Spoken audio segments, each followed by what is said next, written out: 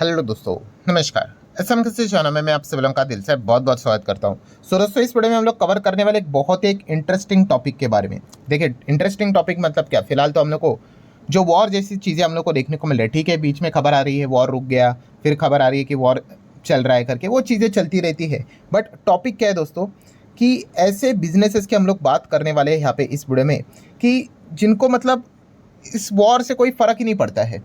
मतलब क्या है कि वॉर यहाँ पे चले या फिर ना चले, बहुत ज़्यादा मतलब 10 बम डाले या फिर 100 डाले, 4 डाले, 400 डाले, इनको इतना कोई फ़र्क नहीं पड़ता है। ठीक है, मार्केट का सेंटीमेंट रहता है भाई, वो तो फ़र्क अनअवॉइडेबल है, वो तो चलता ही रहेगा। बट अगर हम लोग नॉर्मल स्केल में अगर हम लोग बात कर ले, तो ये ऐसे बिजनेसेस है जिनका इस वॉर से कोई खास लेना देना नहीं है। ठीक है, मैं ये बात नहीं कर रहा हूँ कि भाई ऐसे कंपनी जिनको वॉर होने के चलते फ़ायदा हुआ, इसके ऊपर तो मैं ऑलरेडी वीडियो बना चुका हूँ।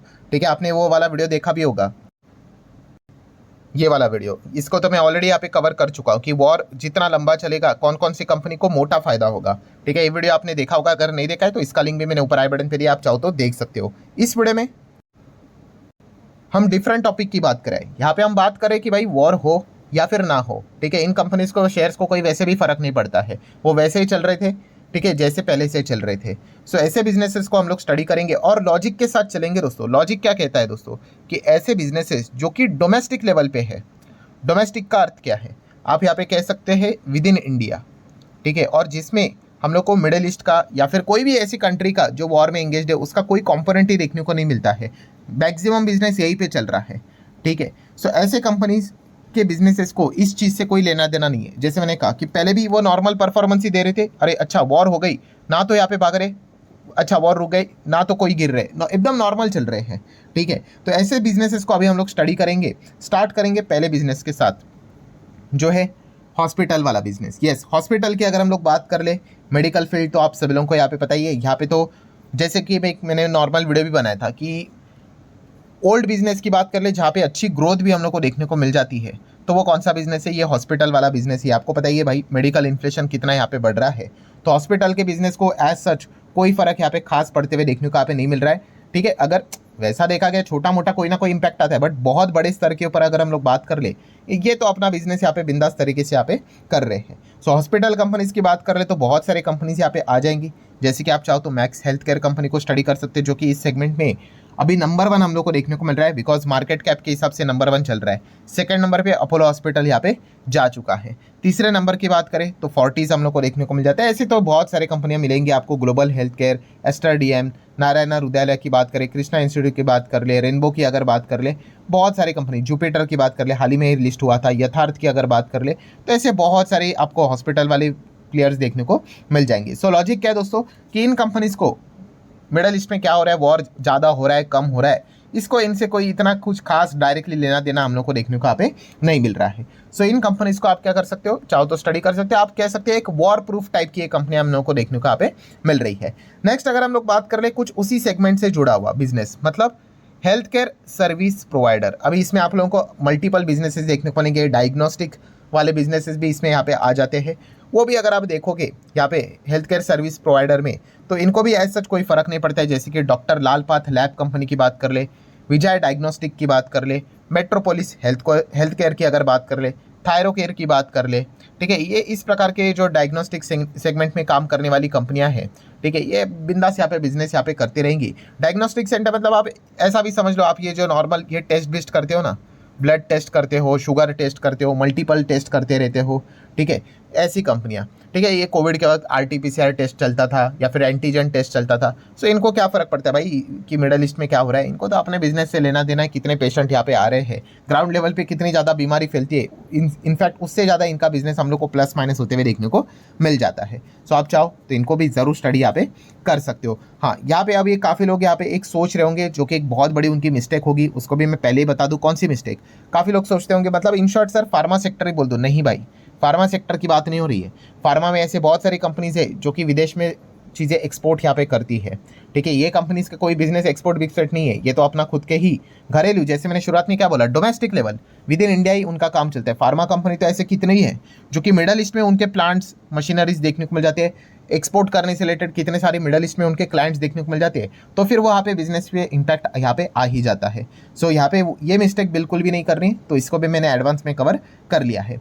नेक्स्ट अगर हम लोग बात करें दोस्तों, आगे बढ़ लेते हैं, बट उसके पहले आप चाहो तो वीडियो को पॉज कर सकते हो, थोड़ा सा दिमाग के ऊपर जोर दे सकते हो। अगर आप मतलब जितना ज़्यादा आप पार्टिसिपेट करोगे वीडियो देखते वक्त भाई, उतना ज़्यादा आपकी क्रिटिकल थिंकिंग बढ़ती चली जाएगी। और सोचो कौन से ऐसे बिजनेसेस है जो कि मिडल ईस्ट में कुछ भी यहाँ पे हो जाए, वॉर बढ़े घटे बंद हो जाए वापस शुरू हो जाए, फर्क नहीं पड़ेगा। सोच कर देखो विद इन इंडिया। यस दोस्तों, कुछ लोगों ने सोचा होगा। आगे बढ़ लेता हूँ, टूरिज्म सेक्टर।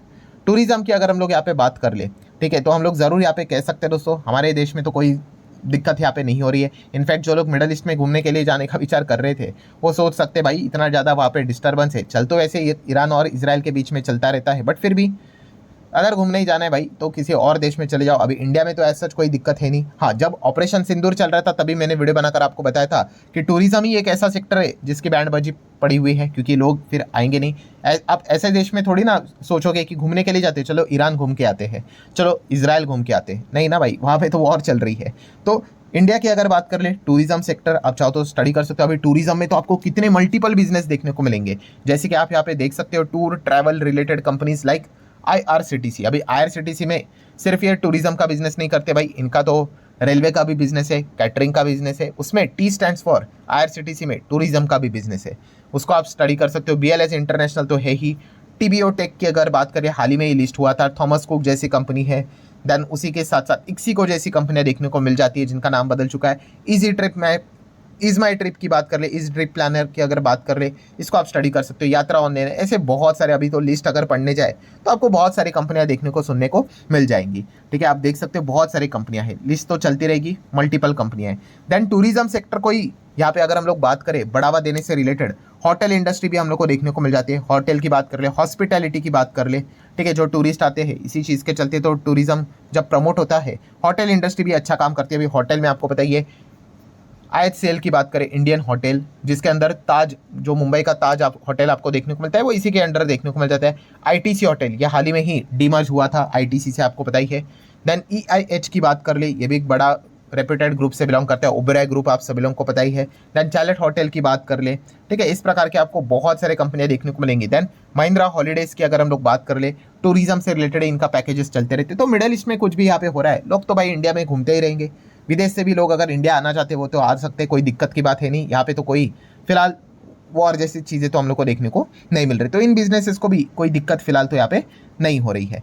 देन अगर हम लोग बात करें दोस्तों तो टेलीकॉम सेक्टर, यस, टेलीकॉम की बात कर ले, इंटरनेट जैसे सेगमेंट की बात कर ले, ये तो विद इन इंडिया यहाँ पे चल रहा है। इसमें तो कुछ लिमिटेड ही प्लेयर्स है, आपको पता ही है, एयरटेल, जियो, वोडाफोन आइडिया। वैसे तो देखा गया तो डुओपोली है, तीसरा प्लेयर तो भाई डूबती हुई जहाज ही, आप सभी लोगों को पता ही है। तो अगर आप चाहो तो इन कंपनीज को भी क्या कर सकते हो, अपने साइड से स्टडी यहाँ पे कर सकते हो, क्योंकि कोई फर्क यहाँ पे पड़ता नहीं कि वहाँ पे क्या चल रहा है, यहाँ पे तो अच्छा खासा बिजनेस यहाँ पे चल रहा है। नेक्स्ट अगर हम लोग बात करें दोस्तों तो FMCG, हाँ, कुछ हद तक इम्पैक्ट हो सकता है कि अगर विदेश से कुछ सामान यहाँ पे आ रहे करके, वो थोड़ा बहुत फर्क पड़ता है। जैसे मैंने कहा कि 1% या फिर 0.5% से आप पूरा सेक्टर को ऐसा नहीं कह सकते अरे अरे बैंड बज रही करके, ऐसा कुछ नहीं। सो FMCG सेक्टर भाई विद इन इंडिया इतना बड़ा कंजम्पशन वाला देश है, 150 करोड़ के अप्रॉक्सीमेटली आबादी चली जाएगी यहाँ पे, तो कंजम्पशन तो विद इन इंडिया यहाँ पे चलता रहता है। तो इतने सारे कंपनियां आपको देखने को यहाँ पे मिल जाएगी जो कि FMCG सेक्टर में यहाँ पे काम करती है। इतना कुछ खास इनके ऊपर यहाँ पे फर्क नहीं पड़ेगा कि विदेश में यहाँ पे क्या चीज़ें यहाँ पे चल रही है, ठीक है। सो इन कंपनीज को भी आप जरूर चाहो तो अपने रडार के ऊपर स्टडी पर्पज के लिए रख सकते हो। देन अगर हम लोग बात कर ले, ऑब्वियसली FMCG सेक्टर है तो रिटेल स्पेस भी उसी में ही हम लोगों को देखने को मिल जाता है, ठीक है। मतलब आप एक नॉर्मल रिटेल स्टोर में ही तो एंटर करते हो ये चीज़ों को खरीदने के लिए, तो इनका भी अपना बिजनेस चलता रहता है। जैसे कि डीमार्ट है, विशाल मेगा मार्ट है, वी मार्ट रिटेल देखने को मिल जाता है, शॉपर स्पॉट की अगर हम लोग स्टॉप की बात कर ले, इलेक्ट्रॉनिक मार्ट की बात कर ले, स्पेंसर रिटेल्स की बात कर ले, मतलब ओवरऑल रिटेल स्पेस की भी अगर हम लोग बात कर ले तो ऐसा कोई दिक्कत की यहाँ पे बात नहीं है। विद इन इंडिया इनका मैक्सिमम बिजनेस चलता रहता है, ठीक है। वहाँ पे मिडिल ईस्ट में क्या ज़्यादा दिक्कत चल रही है, इसको लेकर इनको कोई ज़्यादा टेंशन लेने की जरूरत यहाँ पे है नहीं। देन अगर हम लोग बात करें दोस्तों तो रेस्टोरेंट, QSR जैसा बिजनेस, QSR मतलब ये होटल इंडस्ट्री जो रहती है, रेस्टोरेंट मतलब होटल, मतलब वो रहने वाली की बात नहीं कर रहे, एक्चुअली इसको रेस्टोरेंट बोलते हैं, like Jubilant Food, Devyani international, McDonald वाली कंपनी, मतलब वेस्ट लाइफ फूड की बात कर ले, दैन सफेरे फूड्स की बात कर ले, रेस्टोरेंट ब्रांड मतलब बारबेक्यू नेशन की बात कर ले, बर्गर किंग, KFC, पिज़्ज़ा हट, ये इस प्रकार के जो बिजनेसेस यहाँ पे है, तो इनका maximum business with in India यहाँ पे चल रहा है। तो वहाँ पे वॉर चले, कम हो, बहुत एक्सटेंसिवली बढ़ जाए, या फिर नॉर्मलाइजेशन पे यहाँ पे आ जाए तो इन बिजनेसेस को इतना कोई ज़्यादा टेंशन लेने की ज़रूरत नहीं है। इनका सब कुछ इधर ही यहाँ पे चल रहा है। इधर अगर कुछ इश्यूज अगर हो गए तो फिर ये चिंता में आते हैं, तो ऐसा तो कोई सिनेरियो देखने को नहीं मिल रहा है। सो आशा करता हूँ दोस्तों, जो लोग आप सोच रहे थे अलग अलग टॉपिक में कमेंट से ही उठाता हूँ, जो लोगों के डिसेंट कमेंट होते हैं कि वॉर प्रूफ वाले कंपनीज के ऊपर वीडियो यहाँ पे बना दीजिए, तो ये वाला वीडियो आप लोगों के लिए बना है। आप चाहो तो इनको जरूर स्टडी यहाँ पे कर सकते हो। वीडियो हेल्पफुल लगा होगा, चाहो तो लाइक एंड शेयर भी कर देना। मिलते हैं अगले वीडियो में, तब तक के लिए बाय बाय।